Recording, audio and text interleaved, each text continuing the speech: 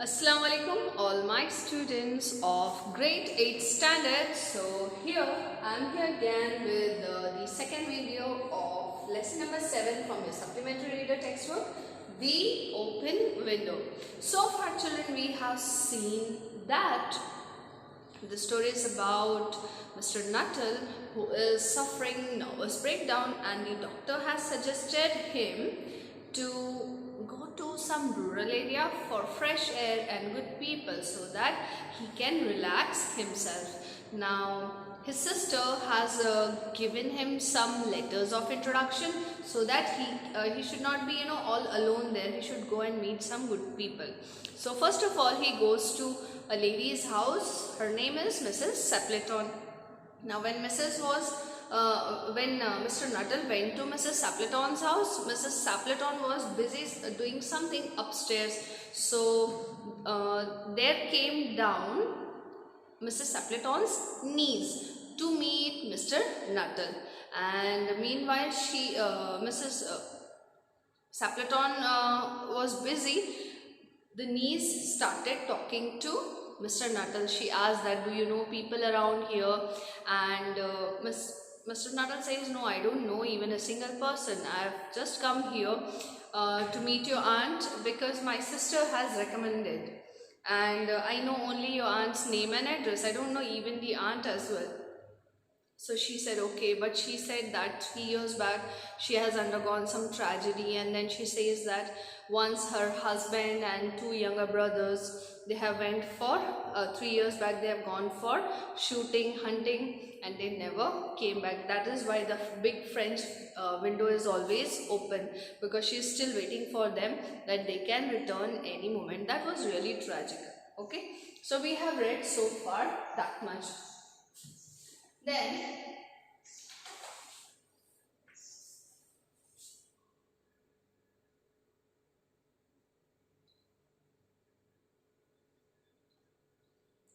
the second part of the story. So here we go.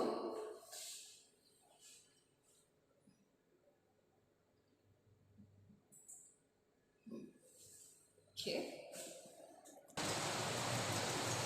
This is second part, children, and here we read, Mrs. Sapleton comes down at last and inadvertently confirms her niece's story. That means when they were waiting, the niece and Mr. Nuttall, they were waiting for Mrs. Sapleton.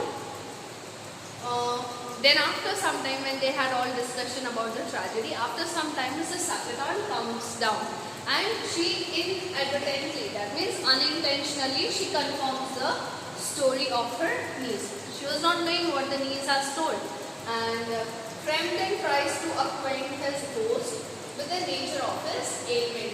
But ailment means illness. Okay, so here this is unintentionally.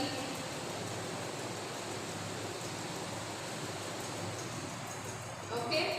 And host means the one who is having guests in their house, and acquaint means to become familiar.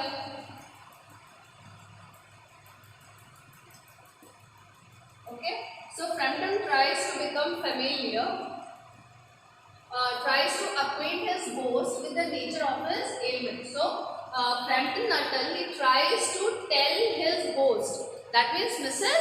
Sapleton here, right? Mrs. Sapleton. So, Frampton tries to tell Mrs. Sapleton to make Mrs. Sapleton familiar with his illness. In this part we are going to read. Through the open window, he can see things that worsen his nerves. So, after some time, something has happened.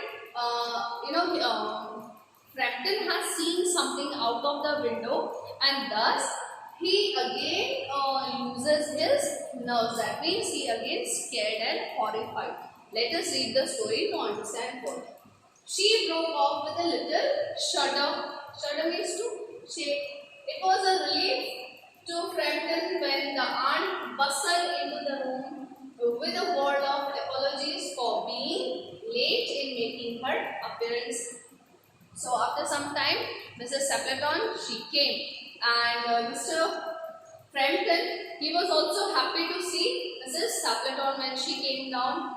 But when she came down, she started wall of apologies. That means apologizing for her delay in making her presence and making her appearance in front of Mrs. Frampton. She was really sorry that Mr. Frampton has to wait for her for so long. I hope Vera has been amusing you, she said. She has been very interesting, said Frampton. So who is Vera? Vera is the niece. You remember? There was a young lady of 15 years old, the niece of Mrs. Stapleton. Her name is Vera, V-E-R-A, Vera. She has been very interesting. Who says? Mr. Frampton says that, yes, she is very interesting. I hope you don't mind the open window, said Mrs. Stapleton briskly. Briskly means quickly. बहुत ही तेजी से बोला. She immediately said that I hope you don't mind the window that is open. That is open for something important. Now here, she says that she mentions about the window, right? Her point of view must be different. But now when she talks about the window, Mr. Frampton Nuttall, it is clear for Mr. Nuttall that yes, the story that Vera has narrated is really true. She is expecting her husband and the younger brothers to come through the window. I hope you don't mind the open window, said Mrs. Stapleton briskly. My husband and brothers will be home directly from shooting. And they always come in this way. They have been out for snipe in the marshes today. What is snipe? Snipe is a water bird. So children, we see that here what is the information is being given by Mrs. Stapleton. She says that my husband and brother will be home directly from shooting. That means they will come through the window because they have gone out for shooting, and they always come in this way. That means whenever they are out for hunting and shooting, they come through the window itself. They have been out for snipe in the marshes today. Snipe is a water bird. Okay. So they have gone out today for shooting a snipe. Where? In the marshes. Marshes means wetland. The bog. Okay. So thus we know that what Vera has told is really true. That they have gone for hunting in the bog, marshes. So they will make a fine mess over my poor carpets. Mess means to spoil. Okay.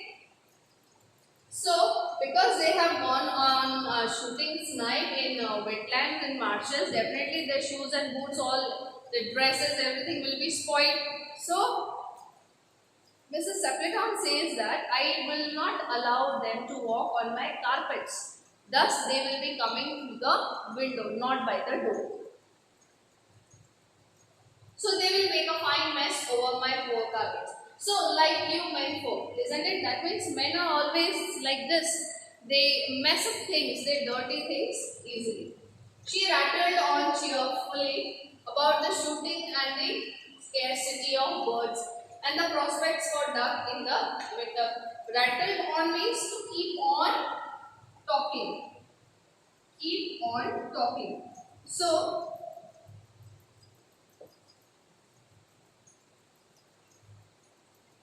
here, when Mrs. Stapleton came down, you can see that she is continuously talking about her husband and about her family and things, shooting itself. So that suggests that she is very much family oriented. So she kept on talking very happily about the shooting and the scarcity of birds. That means these days birds are not available, and my husband and my brothers have gone for shooting birds. And it is really, the prospects means the chances for duck in the winter, for getting ducks are not available for shooting during the winter. So all these things she is discussing with Mr. Frampton. To Frampton, it was all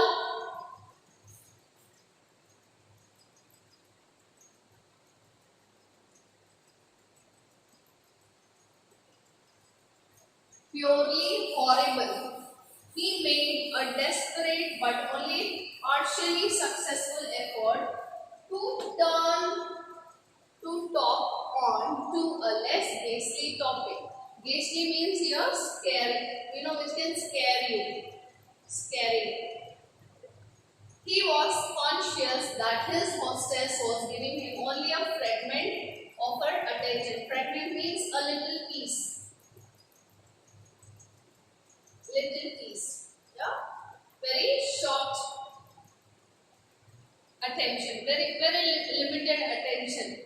So, now Mr. Franklin was really horrified that the thing that has happened 3 years back, she's still discussing over the case. Now he was really horrified, and thus he tried, he made a desperate but only partially successful effort. Partially successful means half successful effort. What effort did he make? He made an effort to talk on different topic. That means now he was about to talk on his ailment, his illness to Mrs. Sapleton, and her eyes were constantly staying past him to the open window and the lawn view. So, for Mrs. Sapleton, Mr. Nuttall was not that important. Although she was talking to him, but her eyes were fixed over the windows as if she is waiting for her husband and brothers to come back. The doctors agree in ordering me complete rest. An absence of mental excitement and avoidance of anything in the nature of violent physical exercise, announced Frampton. So, Frampton now, although she is not interested in what Frampton is talking about, Frampton discussed about his illness to Mrs. Sapleton. Now here, Frampton says that doctor has advised me bed rest to keep myself away from all anxiety and horror and terror and anything.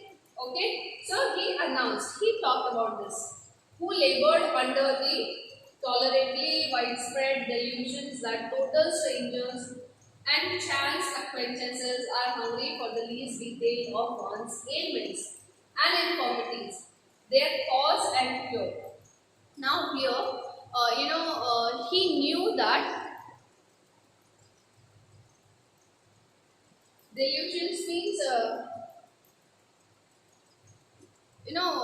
not actually what happens.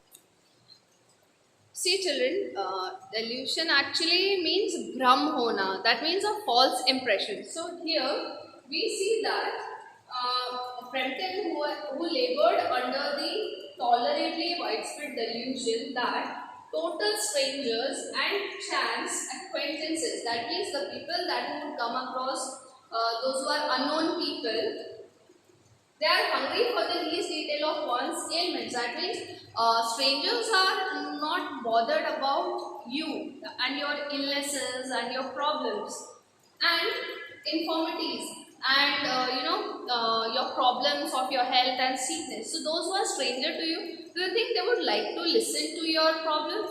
No, unknown people, they hardly bother themselves. On the matter of diet, they are not so much in agreement. He continued, and here Mrs. Sapleton, she is her eyes are fixed on the window, and Mr. Frampton, kept on talking about his ailments, his food chart and diet and everything. No, said Mrs. Sapleton in a voice which only replaced a yawn at the last moment. Then she suddenly brightened into alert attention, but not to what Frampton was saying. So here Frampton kept on speaking about his ailments, his problem, his food, and Mrs. Sapleton, she was also listening to him, but all of a sudden she said no. That means she was least interested. Actually, she was not listening to him. And all of a sudden, then she, her eyes were delighted to see somebody. Who are they? Let us see.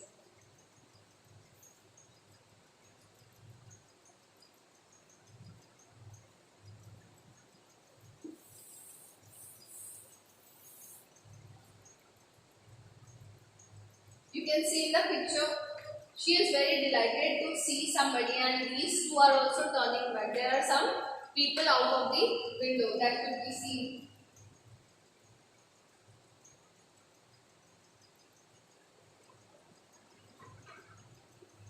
Frampton shivered slightly and turned towards the niece with a look intended to convey sympathetic comprehension. The child was staring out through the open window with a dazed horror in her eyes. In a chill shock of nameless fear, Frampton swung round in his seat and looked in the same direction. So when Mrs. Frampton's eyes were delighted, she saw out of the window. And when she was happy to see out of the window, Mr. Frampton looked at the niece, Vera. And Vera was, her eyes were occupied by horror that something ghostly is happening. And then he also turns out of the window, being at his seat. In the deepening twilight, three figures were walking across the lawn towards the window. They all carried guns under their arms, and one of them was additionally burdened with a white coat hung over his shoulders. A tired brown spaniel kept close at their heels. Noiselessly, they neared the house, and then a hoarse young voice chanted out of the dusk, "I say, Bertie, why do you bow?" So here, when they all looked out of the window, what scenario was there? They could see three rough figures. That means धुंधला दिख रहा था, पर कोई तीन थे. They could also see a young man holding some white jacket over his shoulders. There was also a spaniel dog, and they were all coming near the window. And when they neared the window, one of them started singing this song, "I say, Bertie, why do you bow?" Now see children, all these things have been already told by Vera to Frampton, and these all things are becoming true. According to Vera, this all has happened 3 years back, and they are waiting for them, right? Mrs. Sappleton is waiting for all these three and the dog to come back.